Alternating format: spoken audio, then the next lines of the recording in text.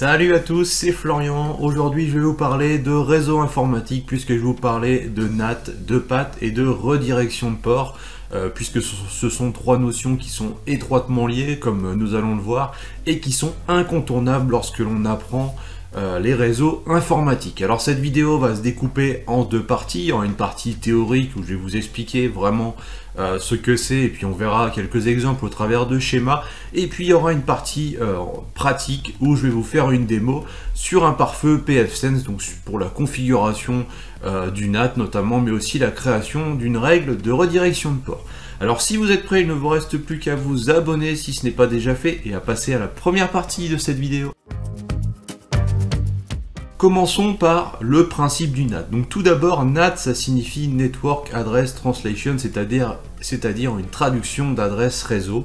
C'est un mécanisme qui va s'appliquer au niveau d'un routeur. Donc par exemple à la maison, ça va s'appliquer sur votre box et ça va permettre de remplacer l'adresse IP privée source par l'adresse IP publique de votre box quand un ordinateur de votre réseau local va contacter Internet par exemple pour accéder à un site web. Alors pourquoi inventer un tel mécanisme qui doit encore vous paraître un petit peu abstrait?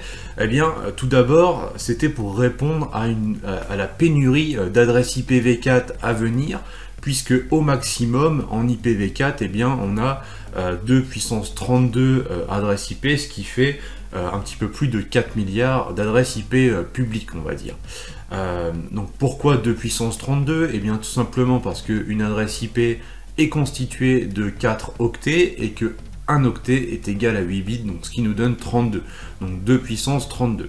Alors ça a été, en fait c'est une réponse qui devait être temporaire, on va dire, puisque la vraie réponse c'est normalement l'IPv6 qui permet d'utiliser beaucoup plus d'adresses IP de par sa constitution. Mais en fait on se rend compte aujourd'hui que cette solution temporaire qui est le NAT, eh bien elle est encore utilisée partout, et l'IPv4 est encore énormément utilisé, même si l'IPv6 petit à petit on le rencontre un petit peu plus. Donc grâce au NAT on va se retrouver en fait avec certaines plages d'adresses IP qui sont réservées à un usage sur un réseau local, par exemple à la maison ou en entreprise, et des adresses IP qui sont utilisables sur Internet, que l'on appelle les adresses IP publiques.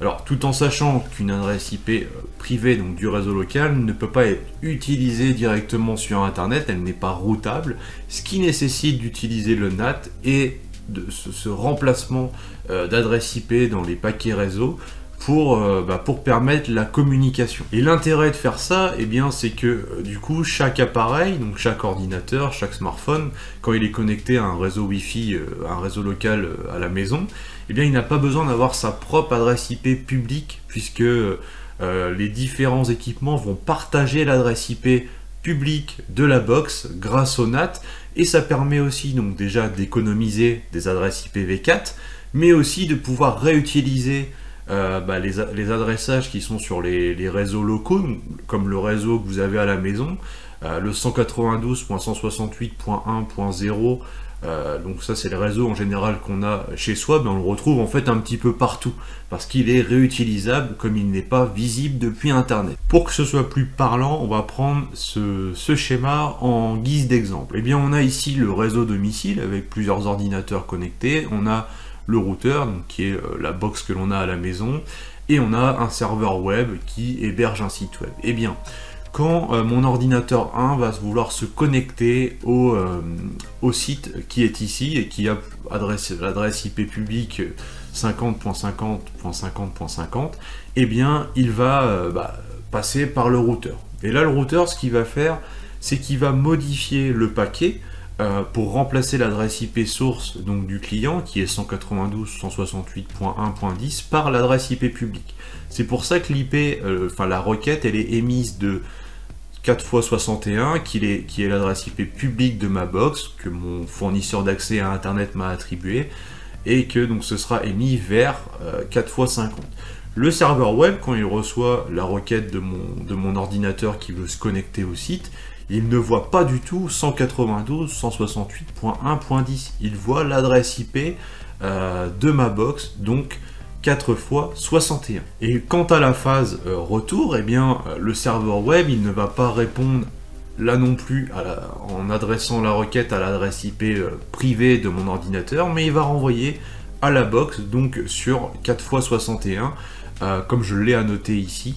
Et ensuite, donc la box, via son adresse IP locale, 192.168.1.1 par exemple, va envoyer la requête à l'ordinateur, qui lui verra malgré tout à son niveau eh bien l'adresse IP publique 4 x 50 du serveur web distant. Voilà un petit peu pour le grand principe du NAT qui sert vraiment d'intermédiaire entre le réseau local et Internet. Il présente aussi l'avantage de permettre de masquer eh bien, les machines qui sont connectées sur le LAN, sur le réseau local, vis-à-vis d'Internet. Alors maintenant qu'on a vu le grand principe, on va rentrer un petit peu plus dans le détail. On va voir que ça, finalement, ça correspond à un type de NAT spécifique, mais qu'il en existe plusieurs.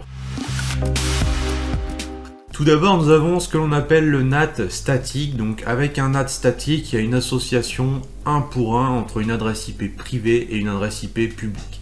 Alors je vous ai mis un petit tableau pour bien comprendre, c'est-à-dire que quand mon ordinateur 1 avec l'adresse IP 192.168.1.10 va aller sur Internet, il sera visible avec l'adresse 4 x 61. Par contre, l'ordinateur 2, lui, qui a l'IP en 1.11, quand il ira sur Internet, il utilisera tout le temps 61.61.61.62. Donc on voit bien que là, chaque ordinateur, eh bien, finalement, il a son adresse IP privée, mais quand il va sur Internet, il a aussi sa propre adresse IP publique. Donc, ce mécanisme en soi est intéressant, mais il montre ses limites dans le sens où il utilise autant d'adresses IP privées que d'adresses IP publiques, donc ce qui est un petit peu contraire à l'idée de base, qui est de lutter contre la pénurie d'adresses IPv4. Alors, l'intérêt, c'est qu'en fait, ça fonctionne, cette association, aussi bien du sens réseau local vers Internet que Internet vers réseau local, et donc on peut utiliser ce type de NAT statique, ce type d'association, pour par exemple mettre en ligne un serveur web sur Internet, même si désormais on utilisera plutôt d'autres méthodes comme le reverse proxy que je vous ai déjà présenté dans une autre vidéo. Nous avons ensuite le NAT dynamique, donc là avec le NAT dynamique, les associations entre les adresses IP privées et publiques, eh bien elles sont dynamiques et temporaires. Alors avec ce mécanisme là, ça signifie que on va avoir un pool d'adresses IP publiques, par exemple 4 adresses IP publiques, comme c'est le cas ici sur mon schéma, qui seront disponibles au niveau de mon routeur. Et quand un ordinateur de mon réseau local, donc ici réseau domicile, aura besoin d'aller sur Internet, eh bien il va utiliser l'une de ces adresses IP publiques temporairement, le temps de la communication. Et une fois qu'il en a plus besoin, on va dire, eh bien l'adresse IP sera libérée et potentiellement utilisable par une autre machine. Ici, on peut voir donc, que j'ai 4 adresses IP publiques, que j'ai 2 machines. Donc quand l'ordinateur 1 va contacter le site de tout à l'heure en 4 x 50, eh bien il va utiliser par exemple l'adresse 4 x 61. Par contre, comme elle est déjà utilisée par l'ordinateur 1, eh bien si ordinateur 2 se connecte à Internet, alors sur le même site ou même sur un autre site, il va utiliser une autre adresse IP publique du pool, ici par exemple l'IP 62. Et donc le serveur web, lui à son niveau, il verra 2 connexions, mais qui arrivent non pas de la même adresse IP publique, mais de 2 adresses IP publiques différentes. Donc voilà pour le NAT dynamique. Maintenant, on va s'intéresser au PAT, donc Port Address Translation ou Masquerade NAT, donc il y a plusieurs noms. Et lui, clairement, c'est le mode le plus utilisé pour une simple et bonne raison, c'est que une seule adresse IP publique va pouvoir être partagée entre un X machines connectées sur un même réseau local. Alors là, je prends tout de suite l'exemple de votre box à la maison. Quand vous êtes à la maison, vous êtes connecté au Wi-Fi avec voilà, votre PC portable, peut-être même le PC fixe, vos smartphones, la tablette, peut-être voilà, un aspirateur robot, etc. Et bien tous ces appareils quand ils vont sur Internet, ils utilisent la même adresse IP publique, comme je l'ai montré tout à l'heure dans mon schéma, lorsque j'ai expliqué le grand principe du NAT. Alors, si vous n'êtes pas convaincu par ce que je vous dis, eh bien c'est très simple, vous allez sur, par exemple, le site mon-ip.com, avec plusieurs appareils qui sont connectés sur le même réseau local, et vous allez voir que l'adresse IP publique qui s'affiche, eh bien c'est la même sur l'ensemble de vos appareils. Donc là encore, pour bien comprendre, je vous ai mis un petit schéma qui reprend vraiment le principe de ce que je vous ai montré tout à l'heure. Et là, on peut voir que même si mon ordinateur 1 et mon ordinateur 2 se connectent sur mon serveur web avec 4x50, eh bien en fait le serveur web lui il traite deux requêtes différentes qui proviennent de deux machines différentes, mais en fait à son niveau il voit que les connexions elles viennent toutes de 61, 61, 61, 61 qui correspond à l'adresse IP publique de ma box. Alors vous allez me dire mais comment fait la box pour s'y retrouver dans tout ça, parce que quand elle reçoit la réponse du serveur web, comment elle sait si elle doit la renvoyer à l'ordinateur 1 ou à l'ordinateur 2? Et bien pour ça, elle maintient ce que l'on appelle une table de traduction avec un numéro de port qui est affecté à la connexion, comme on peut le voir ici, ce qui va lui permettre de retrouver les informations et de bien orienter les requêtes. C'est pour ça qu'on parle de port address translation, parce qu'il y a vraiment une notion de port au-delà d'avoir une notion d'adresse IP. Comme ça, quand le serveur web répond à la box sur le port 1110, eh bien elle sait que le port 1110 c'est pour l'ordinateur 1 qui est en 1.10. Donc après voilà, ces numéros de port sont gérés aléatoirement, puisque quand il y a une connexion qui est initiée, il y a toujours un port source et un port destination dans tous les cas. Il est temps de passer au dernier type de NAT que l'on appelle le DNAT, Destination NAT, ou encore redirection de port ou port forwarding en anglais.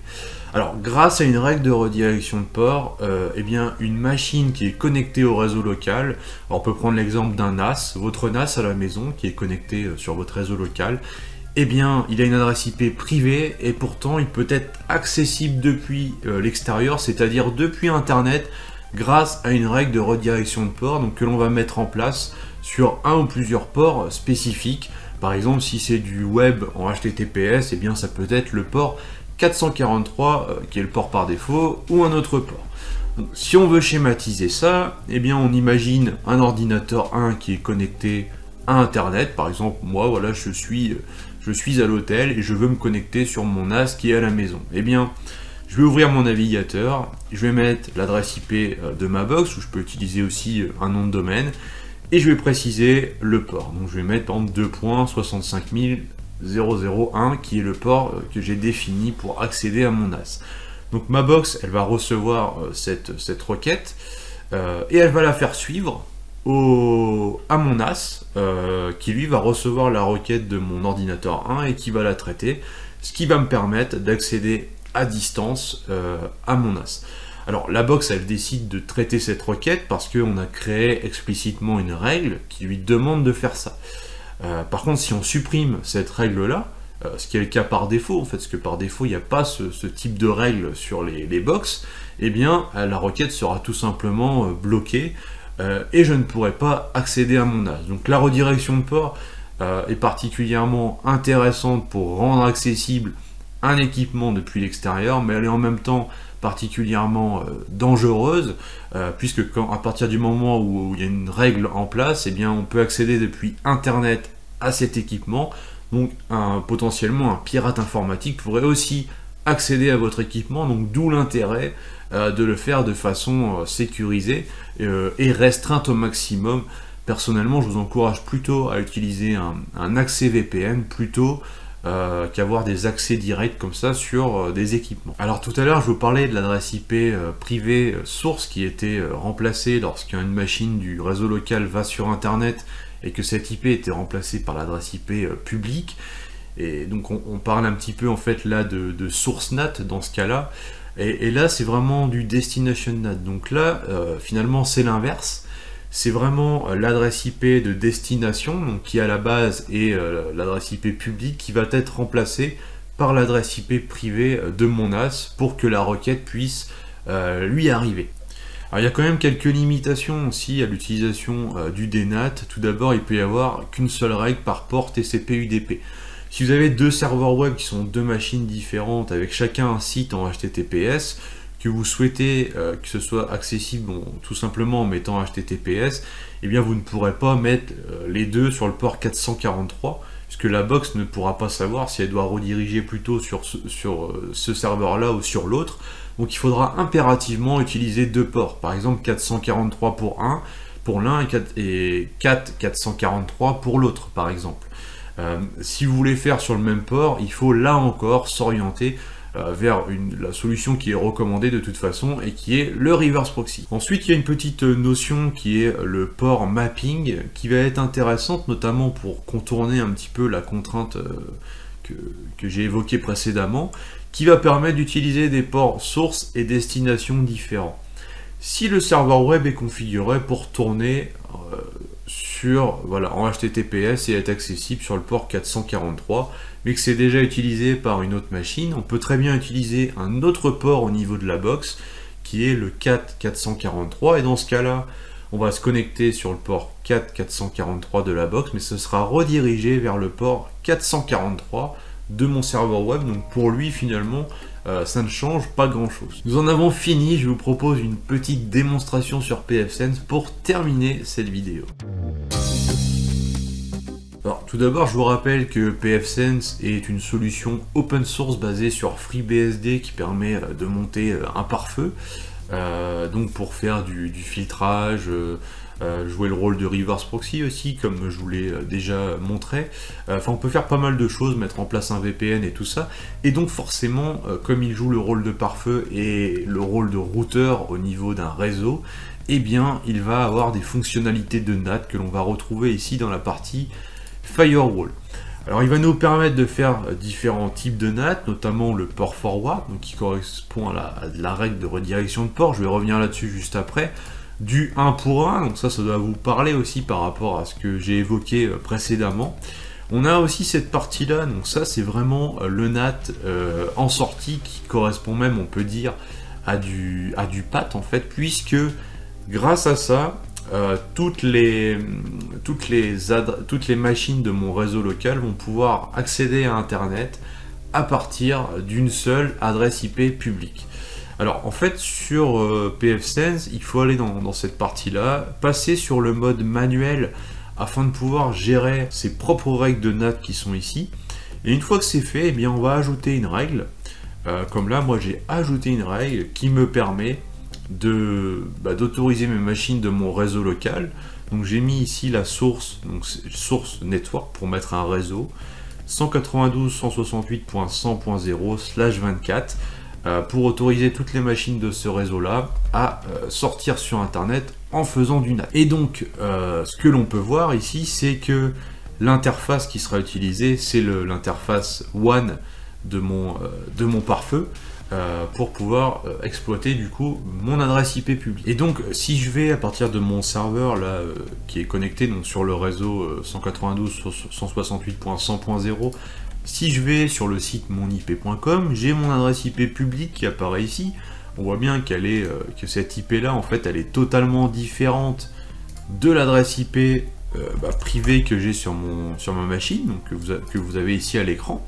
Et si je bascule sur une machine, sur une autre machine, donc là, cette fois-ci qui est sous Windows 11 et qui est connectée au même réseau, eh bien on peut voir que l'adresse IP publique, eh bien c'est la même.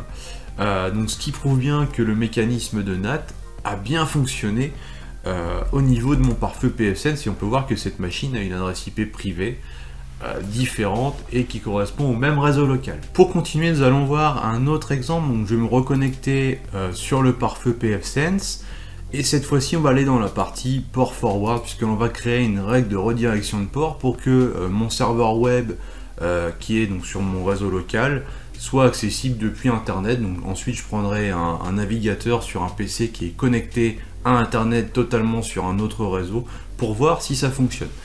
Donc on va créer une règle en cliquant sur Add, on va appliquer cette règle sur l'interface WAN puisqu'on la positionne vraiment côté Internet.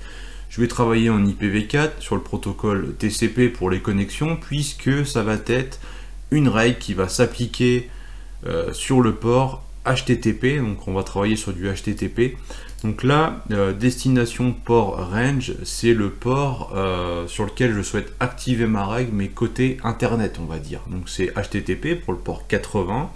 C'est pour ça que j'applique aussi la règle lorsque la destination c'est l'adresse IP publique, donc la WAN adresse de mon pfSense. Et ensuite, je vais rediriger ce flux donc sur l'adresse IP publique sur le port 80 vers une machine unique, donc single host, qui a pour adresse IP 192.168.100.14.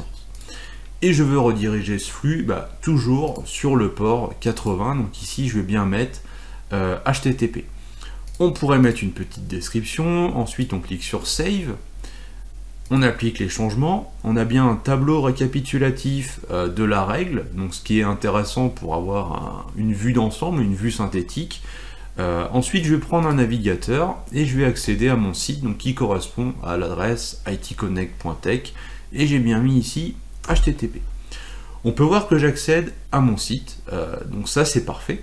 Maintenant je vais retourner sur le pfSense et je vais désactiver cette petite règle et je vais appliquer les changements. Donc là je viens de couper ma règle de redirection de port. Si je retourne dans mon navigateur, que je rafraîchis la page, et bien là on voit que ça a tendance à mouliner en fait. Et finalement il ne va pas réussir à charger la page parce que ma règle de redirection de port n'existe plus. Voilà, grâce à cette vidéo, vous connaissez les différents aspects théoriques du NAT, du PAT et de la redirection de port. On a même été un petit peu plus loin grâce à cette petite démo sur pfSense.